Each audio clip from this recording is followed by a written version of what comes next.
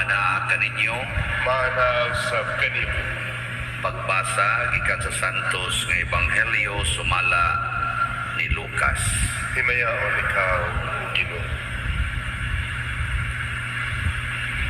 Human makasulti si Jesus niini, may usa ka babae nga mituaw taliwala sa pundok sa mga tao ug miingon kaniya, bulahan ang babae nga maoy nagsabak ug nagpasuso kanimo. Apan si Jesus mitubag, bulahan hinoon sila nga namati sa pulong sa Dios ug nagtuman niini. Dayon ikaw, O Kristo.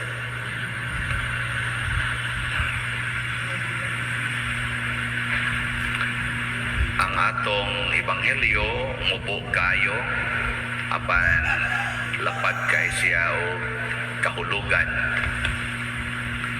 Ang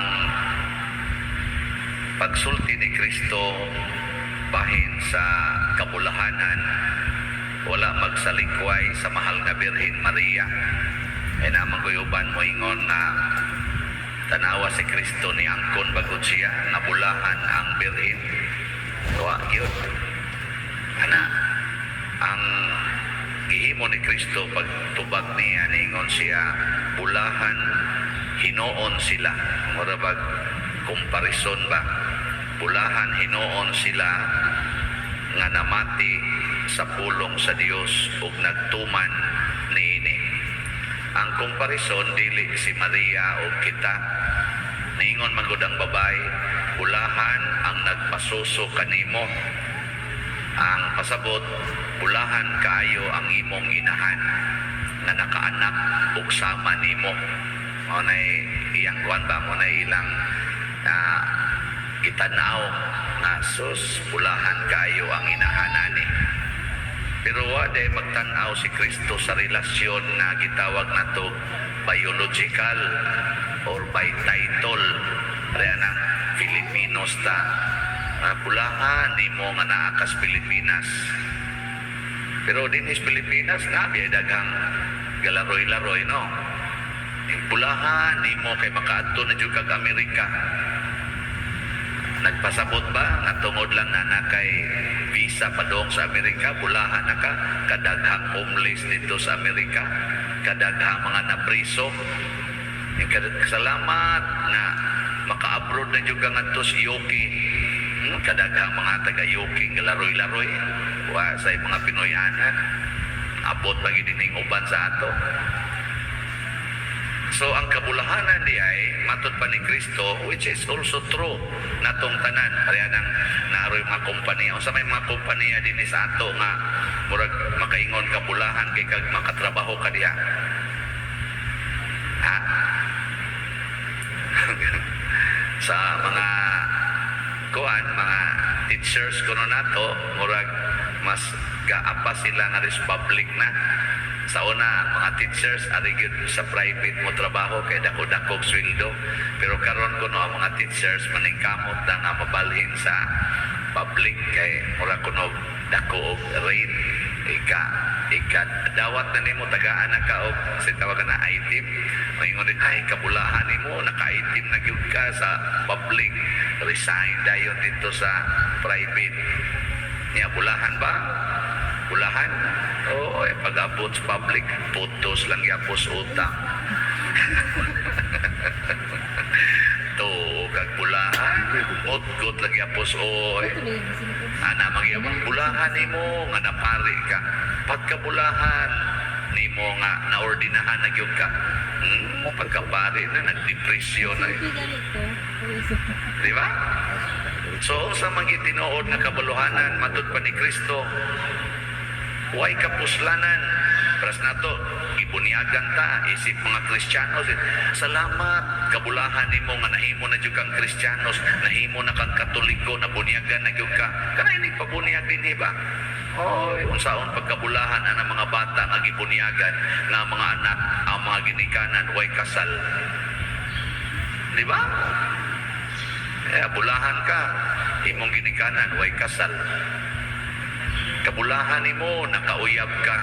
o gwapo kayo or gwapa kayo nga kanang gwapo tukhangon ra ka na human biyaan niya bulahan pa na may kag pakyut-kyut picture niya pagsuka-suka na wa na diha sige na lang kag pamalikas pisti tong animal yawa meron tag mamatay itong buwang-buwang dako nga ka sige na lang kag panunglog niya bulahan pa na dili gihapon.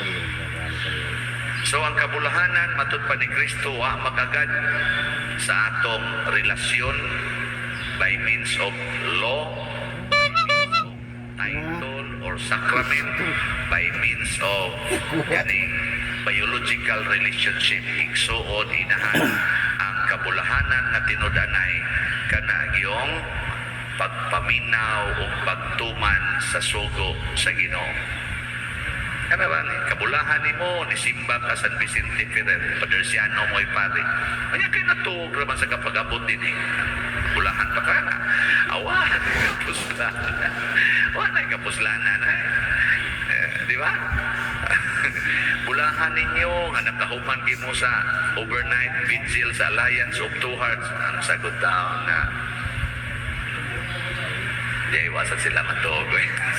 Matuog lang taon. Ako pa sa tingali na to iagad lang kano sa mahurutan painit ba ay joke lang na usahay-sahay matinood so ang pagtuman ang pagpaminaw o pagtuman muna si Maria ang mahal na birhen nahimo siyang iusa kayo ni Kristo na gani ang ilang kasing-kasing o gunahuna murag allied forces alliance kung unsay gibati sa anak gibati sa inahan tungod kay si Maria nahigugma sa pulong sa Ginoo wa siya mahigugma sa pulong nga nagpakatao iuna niya paghigugma ang pulong niya kay higugma man niya ang pulong misud niya niya pagsud niya nahimong tao pero wa pa to siya mahigugma oy asa to mo welcome kamo din ibe kamo mga babae nahigugma mo sa pulong sa Ginoo nga nag-ingon ang kinabuhi sagrado life belongs to God nahigugma mo na mga babae ba taas ko ng kamot kinsay nahigugma na nga ang kinabuhi Ginoo na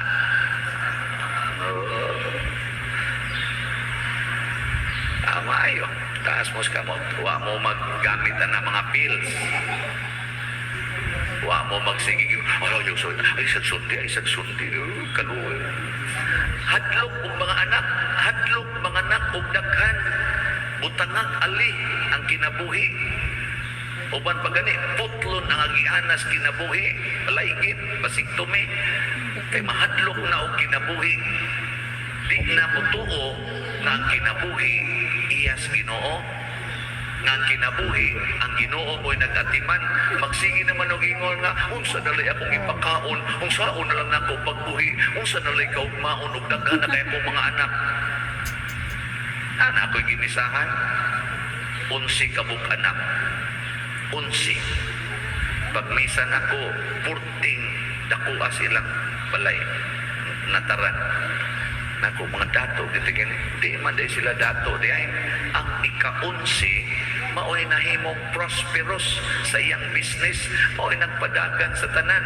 ug mao'y nagpalit og kaning bag-ong luna dito sila gibutangan og kanini ang mga balay apil lang iyang ubang mga igsuon ang ika-11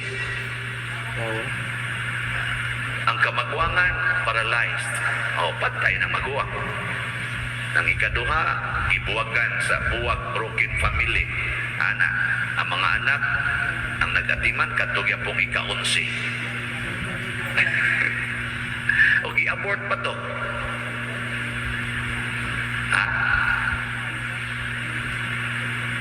hindi mo kung tutukan mao'y nakaluwas nila ang ika-11 ang kinabuhi lagi kasa lagi na Ako mo nang ibalik-balik din si Saint Catherine of Siena. Mo'y nakaluwas gani hastas kalibutan. Libog mo gani San Vicente Ferrer ato, kay dungan-dungan man to sila. Ando ka magkabuksan to Papa. Ay may tinoodan San Vicente Ferrer, nasayo pa gani. Dito siya nakasupport primero sa dili sakto nga Santo Papa. Si Saint Catherine of Siena, maoy nakasulbad kay mystic man to siya. Grabe ang iyang relasyon sa Ginoo ba?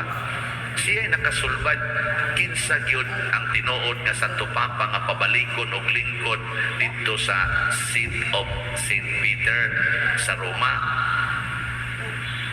Kinsa man ni Saint Catherine of Siena sa gidaghanon pala sa pamilya, ika-23 siya sa 25 ka man nagsuod.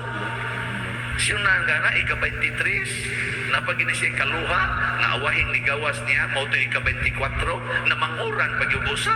Siya na ya pobre kayo nga mga ginikanan. Wa ka pa eskwela siyang mga anak. Si Saint Catherine of Siena wa ka eskwela. Dodi sa lang ko do. Pero nahimo Kaya wa pa ako doctor of nakakuan. the church. Pasabot, Nakadipros, di very ako manguan, di educated, ako mipalitan highly isda. educated. Kunya nagsuwat og mga komentaris sa atong Bible, sa atong doktrina. Na sa mga libro nga nasuwat. Pero wala siya grado. Ay, yung kung tutukan. Ay, basahan naman na sa Google. Google. Mo ang mga butang ba, kamatod pa ni Kristo, ang kulahan yung tinudanay, kanang maminaw sa Ginoo o pagtuman ini. In short, biya na anang balaod, kanabang balaod nga gipatuman, kanabang mo conform lang tas balaod, pero wak na ta maminaw sa pulong sa Ginoo. Ang pulong sa Ginoo, matod pa ni San Pablo, mapaminaw lang sa mutuo ni ini. So di na balaod, kung dili pagtuo. Kana yung balaod gina nga mag-vigil ta overnight. Balaod na o pagtuo? Depende ninyo. Kaya na may uban, himuong balaod. Mauna ang pari, usog sa kayong muhimong balaod. Mayingos ang pari, kaas kayo nas kurinti, pilar may korekta, puno nga na. O balaod na ako ha, yung padirin taon, padiroy ka ng vigil, tapos puno nga na, sabi ka mo'y bayad kurinti din, ang kuna niyang kurinti din ya. Mahal ka na sa tanan. Na, balaod, impos din na sa pari, puno nga yung vigil. Nga panidaan sa spari, picturan, videohan, ingon sa tanawa, bilang mo kabog ka vigil, suga, buong tanan. Yan. Korintiana, bilang mo kabog ka vigil, nangatog pag yun. Sa di sa taon pa rin, tanawa ng video, tanawa. Tuwa taon ito gagas ang laway. Yan, muna inyong vigil, sa pamay kapuslanan na. Ana dayon, balaod na, mga gubuta, pero mutuot ang kanang kurinti o di mabayran, maputol ragid na. Ikaputol na sa kurinti, maminaw na mga parishioners pa der, ano naputol man sa tungod sa sigig vigil. Pero padayonon taning vigil, bahalagwa na tayong kurinti. Katong na nag-vigil, mauna to sila mo una-una. So basin, mangawat sila dito, ay ilang ihatag din aron makabayad tas kurinti. Adi bitaw dili ta maputlan nga naman, kung magpansay kasi mong pagtuo, mahibong lang ka, porting daghanang muhatag. Hasta pangatong slat, mahurot pagkahalin. Una, salamat sa nag-vigil. Atong pakpakan ng nag-vigil. Tanawa, di ba atong halin sa slat? Ang atong dobs, nitungtong na sa 8,000. Niabot nag 8,016 slots ang atong halin. Pakpak. Tanawa, wapa mo mo vigil, sige lang to 7,000. So, maha-vigil na saan mo. Salamat ha sa malit og slot. O kana sang pagpalit og slot, di man na balaod. Gaagad naman na skugma. O maminaw mo na makaayo na sa simbahan, palit.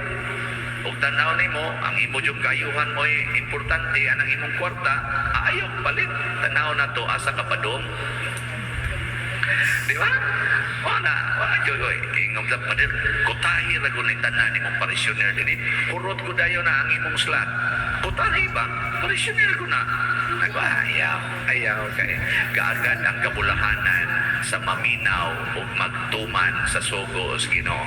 Mo na sige lang kog sulti diri ang makadungog unya motuo ila ginang paliton o bisan silang motuo bisag nang kadungog igo ra ginang moingon nanasan.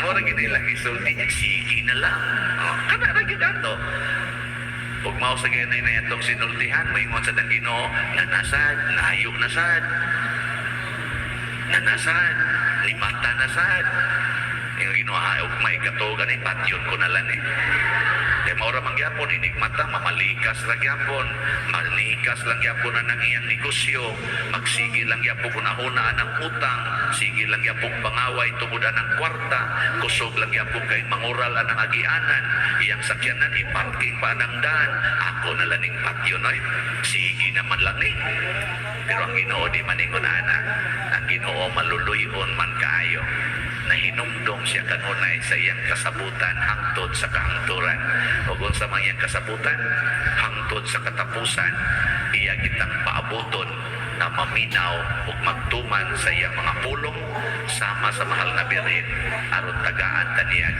kabulahanan so hangtod sa mahurot ning atong slat maghuwat ra gyud ko nga mopalit mo aron mo mabulahan di ba sige manindog na ta mga bulahan